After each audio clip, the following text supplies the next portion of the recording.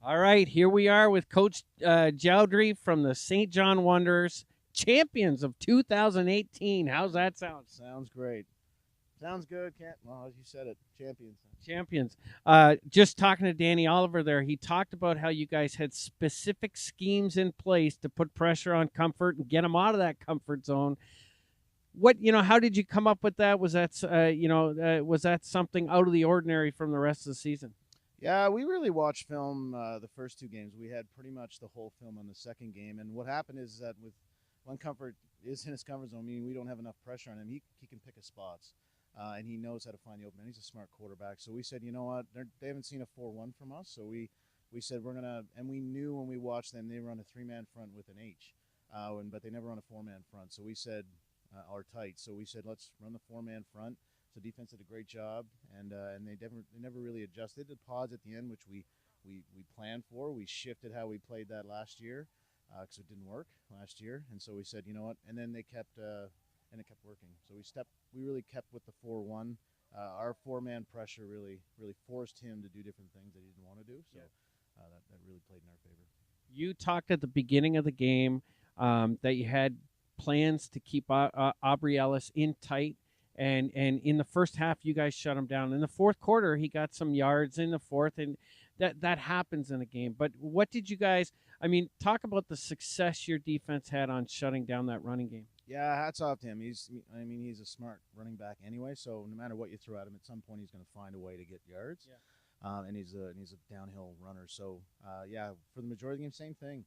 We said we're going to drive the 4-1 and really slant to really force him back. And that really worked for us. It forced him to not see the holes majority of the time, and then he started seeing that in the second half and started gaining a bit more yards on us. But yeah, we really stuck with that 4-1 line. Having Rob Fox back on the end really changed the game for us on defense. He had a huge sack there in that third quarter as well. And that was actually coverage. That was a coverage sack. So our secondary, they went in the pods first time, and Dan didn't have anything to throw to, and then Fox finished them off. Yeah. There you go. I have never. We've all seen it on TV, but I've never spoke to a coach that's had a bucket of water dumped on him. You as champion. You've got another minute left to go in the game when that water hits you. Talk to me about that feeling of that your players celebrating and getting that water dumped on you.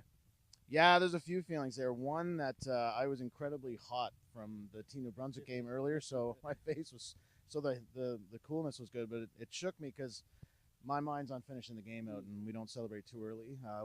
Nice. It was a classy game too. But yeah, I think I was just more proud. I think I was just giving a high five to Mike, who's been OC for about 5 years and done a phenomenal job with this offense. So I was still focused on the game, and then that came, and then it allowed me to celebrate with the boys. So I was really excited for.